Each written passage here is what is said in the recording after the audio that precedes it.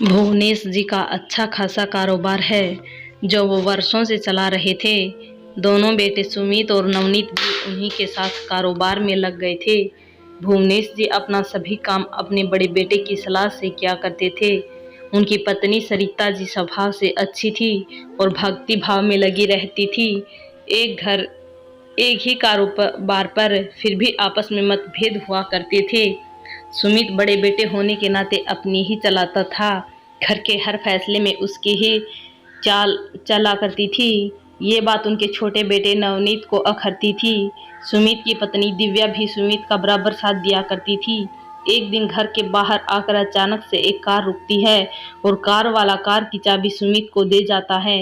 नई कार को देखकर सुमित की खुशी का ठिकाना नहीं रहता। भैया, आपने इतनी महंगी कार ले ली और मुझे बताया भी नहीं।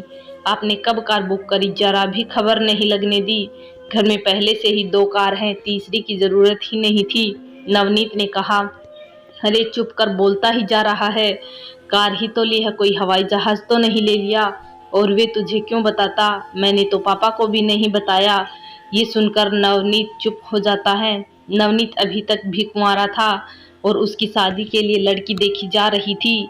वो अपने ही साथ पढ़ने वाली लड़की से प्यार करता था, लेकिन घर वालों को उसकी पसंद से कोई मतलब नहीं था। देवर जी, आपकी शादी में अपनी पसंद की लड़की से करूंगी। मेरी ममेरी बहन है, वो मुझे बड़ा मानती है और मेरे मोहम्मद जी का भी अच्छा खासा कारोबार है। सुमित भी दिव्या की हाँ में हाँ मिलाता है। हाँ भाई, ये प्यार व्यार छोड़, शादी जीवन भर का नाता है और रीमा इस घर में आएगी तो हमें कारोबार में भी फायदा होगा। तू ज्यादा मत सोच, प्यार तो शादी के बाद हो ही जाता है। अब तेरी भाभी और मेरी भी तो शादी पापा ने की थी। आज हम दोनों कितने खुश रहते हैं। भुवनेश जी इस बारे में कुछ नहीं कहते। उन्हें भी लगता है कि बड़े बेटे बहू जो फैसला करेंगे वो सही है और सास सरिता जी भी अपनी स्वीकृति दे देती है। नवनीत और रीमा की शादी की तैयारियां शुरू हो जाती हैं। दिव्या की हर पैसे पर नजर रहती है कि कितना और कहाँ खर्च हो रहा है।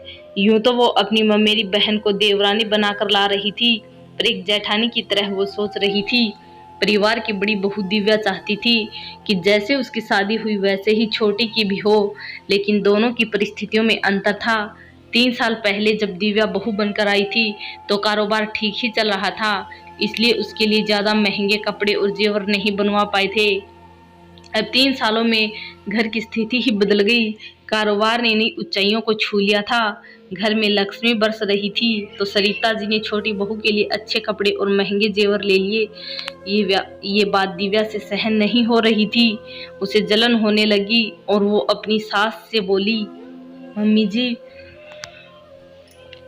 आपने मुझे तो इतने जेवर नहीं चढ़ाए थे और छोटी बहू के लिए इतना कर रही हो। मुझे भी वो सभी जेवर चाहिए जो छोटी के लिए बन रहे हैं। घर की बड़ी बहू हूँ तो मेरा भी बराबर का हक बनता है। और ये रानी हार तो बड़ा प्यारा है, आपने मुझे तो कभी नहीं दिया, ये तो मैं ही लूंगी। दिव्या, तुम जब घर में आई थी तो परिस्थितियां अलग थी, अब अलग हैं। फिर जो छोटी को जेवर चढ़ा रही हूँ वो तुम भी पहन लेना, आखिर दोनों बहनें ही तो हो। नहीं मम्मी जी, जब तक रीमा कुमारी है मेरी बहन रहेगी, पर शादी होते ही तो वो मेरी देवरानी बन जाएगी और देवरानी जेठानी में तो बराबरी होती है। अब जो उसके लिए होगा वही मेरे लिए होगा।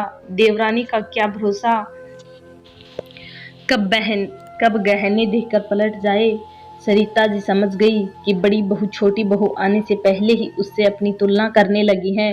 उन्होंने वही किया जो दिव्या ने कहा। नवनीत और रीमा की शादी हो गई। पहले नवनीत रीमा को समझ नहीं पाया था, पर जब उसके साथ रहने लगा तो उसे भी एहसास हुआ कि रीमा बहुत ही अच्छे स्वभाव की और समझदार बहू है। वो पूरे परिवार का ध्यान रखती है और मम्मी पापा की भी मन से सेवा करती है। इतनी अच्छी पत्नी पाकर नवनीत भी खुश रहने लगा था। नवनीत अपने मम्मी पापा और भैया भाभी का बहुत ही सम्मान करता था। भैया की कोई बात टाला नहीं करता था और कोई भी काम करता था तो बड़े भैया से पूछकर ही करता था। भैया, मुझे एक नया लैपटॉप लाना है क्योंकि रीमा को चाहिए, उसकी भी कारोबार में रुचि है। उसके पापा और हमारा एक ही चीज का कारोबार है तो वो भी आगे हमारे साथ काम करना चाहती है ताकि उसका मन भी लगा रहेगा, नवनीत ने कहा। नवनीत मन तो घर के कामों में लगाए और दिव्या भी तो घर में ही रहती है। बेकार ही रीमा को कारोबार से जुड़ने की कोई ज़रूरत नहीं है। हम लोग हैं, हम सब संभाल लेंगे। घर की बहुओं का फर्ज है कि वो घर संभाले। बेकार ही घर से ऑफिस जाएगी तो पीछे घर कौन संभालेगा। लेकिन भैया वो इसलिए तो लैपटॉप की कह रही है ताकि वो घर भी संभाल सके और ऑफिस का काम भी घर पर रहकर कर सके। नवनीत ने फिर से कहा। तभी दिव्या आ जाती है। ये क्या बात हुई? मैं भी तो 3 सालों से रसोई संभाल रही हूँ और अब रसोई संभालने की बारी रीमा की है। तब ऑफिस का काम करने लगेगी तो घर का क्या होगा? कहने को घर से करेगी पर समय तो देना ही होगा। सुमित और दिव्या दोनों ने रीमा को लैपटॉप दिलाने से मना कर दिया। भुवनेश जी ने कुछ नहीं कहा। उन्हें लगा कि सुमित और दिव्या जो भी कर रहे हैं एकदम सही कर रहे हैं। वैसे भी वो सब काम छोड़कर घर पर ही आराम करते हैं। उनके दोनों बेटे जो उनका कारोबार संभाल रहे थे। रीमा नई बहू थी और दिव्या की छोटी बहन भी थी, तो वो ज़्यादा कुछ बोल नहीं पाई। उसे लगा वो अभी तो आई है तो आते ही हर चीज़ की जिद करना सही नहीं है, इसलिए वो अपने घर संभालने में लग गई। एक दिन रीमा ने दिव्या के कहने पर मूंग दाल हलवा बनाया तो दिव्या ने सिर घर पर उठा लिया। मम्मी जी देखो, हलवे की सिकाई भी अच्छे से नहीं हुई है, पूरा घी भी नहीं डाला और मीठा भी कितना कम है। मैं तो इतना अच्छा हलवा बनाती हूँ, रीमा को देखो इतना महंगा सामान बिगाड़ दिया। मैं तो इसे छोटी बहन समझकर लाई थी, पर मुझे क्या पता था कि इसको तो काम ही नहीं आता है। सरिता जी के कान भरने में दिव्या कम नहीं थी। वो तो किसी भी तरह चाहती थी कि उसकी सास और उसकी देवरानी में दूरियां बनी ही रहे। सरिता जी कुछ नहीं कहती, पर दिव्या रीमा की बनाई रसोई में कोई ना कोई नुक्स निकालकर उसे डांटे लगवाने में ही लगी रहती थी। सरिता जी भी समझने लगी थी कि बड़ी बहू नहीं चाहती कि घर में छोटी बहू की कभी भी तारीफ हो। एक दिन सुमित भी ऑफिस से गुस्से से आया और सरिता जी से कहने लगा, मम्मी आज तो आपके लाडले बेटे ने नुकसान करवा दिया। नवनीत को काम करने का जरा भी तरीका नहीं है, पढ़ा लिखा गंवार है। अरे बिजनेस में भी कोई भावनाएं देखी जाती हैं। बिजनेस तो बिजनेस के तरीके से होता है। वो मणिकलाल जी को लाखों का माल बिना पूरा पैसा लिए दे दिया। अब बचा पैसा नहीं देंगे तो नुकसान हो जाएगा ना। मम्मी मणिकलाल जी हमारे पुराने ग्राहक हैं, अभी तंगी में हैं, माल बिकते ही वो पैसा दे देंगे। अब थोड़ा तो विश्वास रखना ही पड़ता है। अभी विश्वास करेंगे तो आगे भी वो हमसे ही माल लेंगे। नवनीत ने अपनी सफाई दी। सरिता जी कुछ नहीं बोली क्योंकि उनका बोलना कोई मायने भी नहीं रखता है। घर में उनकी बड़ी बहू दिव्या की ही चलती थी। बेटा सुमित तो वो ही करता था जो दिव्या चाहती थी और वो ही कहता था जो दिव्या बुलवाना चाहती थी। दिव्या भले ही ऑफिस नहीं जाती थी, पर उसे घर के कारोबार और लेन देन की पूरी खबर थी और वो कारोबार भी धीरे धीरे अपने नाम कर रही थी। इसलिए वो नहीं चाहती थी कि उसकी पढ़ी लिखी देवरानी घर के कारोबार में अपना सहयोग करे। सुमित कागज और लेन देन रुपये पैसों का काम संभालता था और पैसा बैंक में जमा करवाता था। उसने नवनीत को केवल बाहरी कामों के लिए रखा हुआ था। नवनीत को भी अपने बड़े भैया पर पूरा विश्वास था, इसलिए वो कुछ नहीं कहता था। लेकिन अब रीमा धीरे धीरे घर को और कारोबार को समझने लगी थी। नवनीत आकर उसे रोज की बातें बताता था तो वो अपनी भी सलाह दिया करती थी। उसकी सलाह पर काम करने से नवनीत को फायदा होने लगा था, इसलिए वो जिद कर रहा था कि रीमा को भी बिजनेस में साथ में मिला लिया जाए। अपने छोटे बेटे बहू की ये दशा देखकर अब सरिता जी को भी महसूस होने लगा था कि उन दोनों के साथ अन्याय हो रहा है। घर का कारोबार है तो दोनों भाइयों की बराबर से चलनी चाहिए, मगर यहाँ तो सुमित हर बात में नवनीत को दबा रहा है और अपनी ही मनमानी कर रहा है, और उसकी पत्नी दिव्या उसका बराबर से साथ दे रही है। छोटा बेटा और बहू तो उनके इशारों पर नाचने वाली कठपुतली बनकर रह गए हैं। रात को सरिता जी उन्हें कमरे में बुलाती है और कहती है, मैं चाहती हूँ तुम दोनों मेरे रहते अलग हो जाओ, ताकि तुम दोनों अपने हिसाब से पूरा काम कर सको। यहाँ तो हर जगह बस सुमित की ही चलती है, इसलिए नवनीत पीछे रह गया है और रीमा भी कारोबार में अपना सहयोग नहीं दे पा रही है। मैं अपने छोटे बेटे के साथ में अन्याय नहीं करना चाहती हूँ। मेरे लिए दोनों ही बराबर हैं, दोनों ही इंसान हैं। ये सुनते ही सुमित बौखला जाता है। मम्मी, आप बंटवारे की बात क्यों कर रही हैं? हम दोनों के बीच में सब कुछ ठीक तो चल रहा है। मैं ये बंटवारा नहीं होने दूंगा। नवनीत और मैं मिलकर काम तो कर रहे हैं, फिर सब कुछ बांटने की क्या जरूरत है?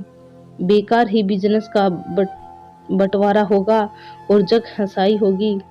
कोई जग हंसाई नहीं होगी। मैं चाहती हूँ मेरे छोटे बेटे बहू कभी अपनी जिंदगी पूरी इज्जत से जिएं। जिस तरह नवनीत तुझे हर काम और बात के लिए पूछता है, वैसे तू तो कभी उससे नहीं पूछता, काम होने के बाद ही बताता है। नवनीत और रीमा को भी अपनी जिंदगी अपने हिसाब से जीने का पूरा अधिकार है। वो दोनों सारी जिंदगी तेरे आगे पीछे ही नहीं घूमते रहेंगे। सरिता जी ने कहा, मम्मी, आखिर आपने आज बता ही दिया कि आप मुझसे ज्यादा नवनीत से प्यार करती हो। वो ही आपका लाडला है, आपने हमेशा उससे ही ज्यादा प्यार किया है। सुमित चिल्लाकर बोलता है। पीछे से भुवनेश जी आते हैं और सुमित के गाल पर जोरदार थप्पड़ जड़ देते हैं। नालायक, अपनी माँ की ममता और प्यार पर शक करता है। नवनीत तो तेरे 4 साल बाद हुआ है, मुझे तो इससे 4 साल ज्यादा प्यार मिला है। तुझे तो इससे 4 साल ज्यादा प्यार मिला है। तुझे तो तेरी माँ ने बड़े लाड से पाला है। आज तेरे घोटाले की पोल खुल रही है तो अपनी माँ के प्यार पर झूठा इल्जाम लगा रहा है।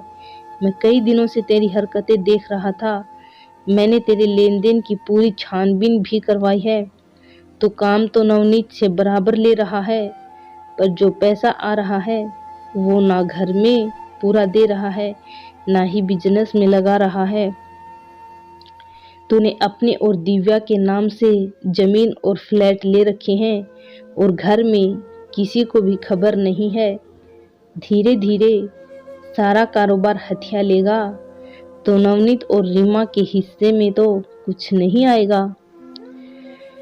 हम दोनों आज हैं तो कल नहीं रहेंगे, तो ये दोनों तो सड़क पर आ जाएंगे। मैंने ही तेरी माँ से बंटवारे की बात की थी। बंटवारा होगा तो दोनों में बराबर ही होगा, नहीं तो तू तो पूरा कारोबार अकेला ही निगल लेगा और डकार भी नहीं लेगा। नवनीत और रीमा ये सुनकर चौंक जाते हैं।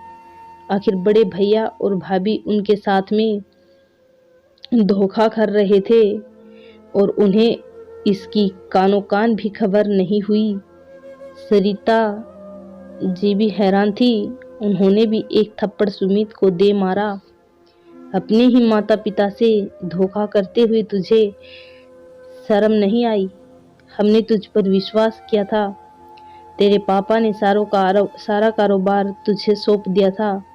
तू तो अपने मम्मी पापा और भाई का नहीं हुआ तो और किसी का क्या होगा? पर मैं माँ हूँ, मैं अपनी संतान के साथ अन्याय नहीं कर सकती हूँ। अब तो बंटवारा होकर ही रहेगा। भुवनेश जी और सरिता जी ने मिलकर घर और कारोबार का बराबर से बंटवारा करवा दिया। सुमित और दिव्या को घर से अलग कर दिया। अब वो दोनों अपने छोटे बेटे बहू के साथ रहने लगे। रीमा ने भी अब बिजनेस में बरोबर हाथ बटाना शुरू कर दिया। विश्वास पर ही हर रिश्ता चलता है।